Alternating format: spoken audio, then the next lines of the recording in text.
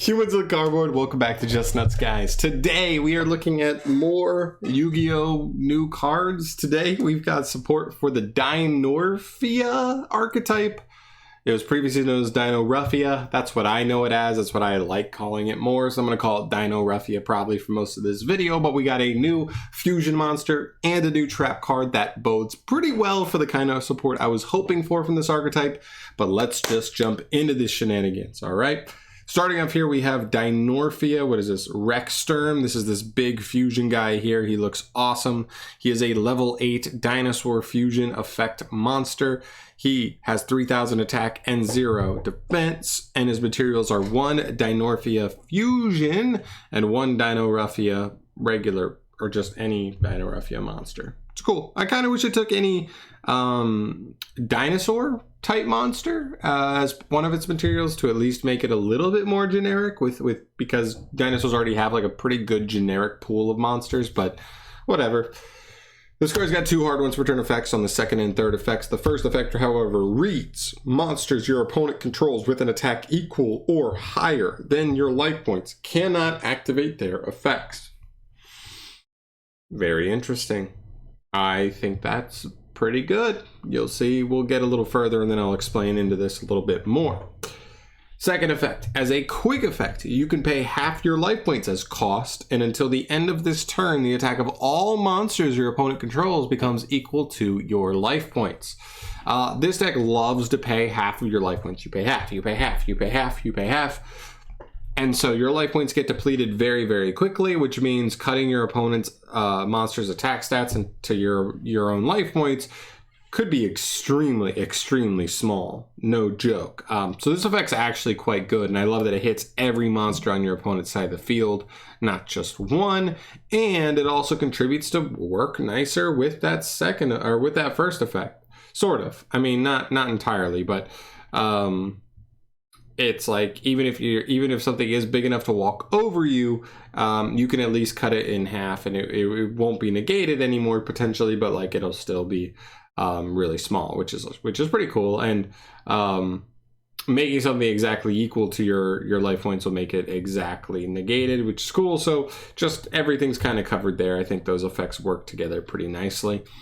And the third effect, if this card is destroyed in battle or by card effect, special summon a level 6 or lower dinorphia monster from your graveyard. That is also really good. Every single dinorphia monster in the archetype summons another one back from grave when they are destroyed. I love that this isn't destroyed by your opponent. It's destroyed by whatever means. You could destroy it yourself. You could torrential tribute. You could needle sealing, anything, and still be able to trigger these cards, which is awesome. I love it. Pretty good. Pretty great fusion. I honestly, we'll come back to this in a sec though. All right. For the trap card, we have Dinorphia or DINORUFFIA Frenzy. This is a normal trap. You can only activate it once per turn. The first effect reads: during your opponent's main phase, pay half your life points as cost. Then fusion summon a DINORUFFIA monster from your extra deck by using 1 monster from your deck and 1 from your extra deck. Let's go. Second effect, when your opponent activates a card or effect while your life points are 2,000 or less, you can banish this card from your graveyard. And then for the rest of the turn, you take no effect damage from your opponent's card effects. It's pretty decent. I love that all of the trap cards have that second effect, because if not, it would be so easy to just be burned out by certain decks. There are still weaknesses to the deck for sure, but I do think this is a pretty good pairing of cards. I want to emphasize this because I just made a video literally last night talking about Amazement and how their first wave was interesting, not great, but interesting. And I would say the same thing about DINORUFFIA's first wave. And then we got the second wave of exactly 2 cards, a monster and a trap for Amazement, and they did nothing. They didn't even make sense on like how they were supposed to work with the rest of the archetype. Whereas this support actually takes DINORUFFIA to the next level. I love that. It doesn't have to be tier 1. It doesn't have to be tier 2. But as long as it really makes it feel like we're really getting a good buff out of that next wave, I am happy with it. So I think these cards are actually legit. As far as the fusion monster goes, it feels like a legit win condition. This card is straight up a skill drain. All right, just think about it this way. To summon this guy, you're almost always going to be using this card, which because it's sending a monster from your extra deck to as fusion material, whereas normally this guy would need a DINORUFFIA fusion, which you don't want to have to put one on field and then fuse it off. So we'd rather just be using this trap to get him straight out of the extra deck. That pays half your life points. So you're already down to 4,000. Then you have this second effect, which pays half of your life points to make all of your opponent's monsters attacks equal your life points, which then will make them on par with your first effect and make them equal your life points, which means they all will be negated.